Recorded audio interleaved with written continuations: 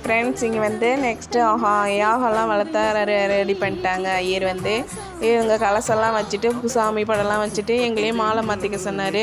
மாலை மாற்றிக்கிட்டதுக்கு அப்புறம் வந்து யாகம் வளர்த்த ஆரம்பிச்சிட்டாரு. யாகம்லாம் ஒரு 10 மினிட்ஸ் சொல்லி முடிச்சுட்டு அப்புறம் வந்து லக்ஷ்மி பூஜை பண்ணார். அடுத்தது பசங்களுக்கு எஜுகேஷன் நல்லா வரணுன்னு சரஸ்வதி பூஜைலாம் பண்ணார். நெக்ஸ்ட்டு நமக்கு வந்து ஆயில் ஹோமம் ஃபேமிலிக்கு மட்டும் ஆயில் ஹோமம் பண்ணார். அடுத்தது வந்து எல்லா ரிலேஷன் வந்திருக்கவங்களுக்கெல்லாம் கூட இருந்தவங்களுக்குலாம் அவங்களுக்கும் ஆயாக்கள்லாம் அவங்களெலாம் வந்து பேர் ராசி பலன் நட்சத்திரம்லாம் கேட்டு அவங்களுடைய நல்லா வளர்ச்சி இருக்கணும் ஃபேமிலின்னு அதுக்கும் பூஜை பண்ணார்.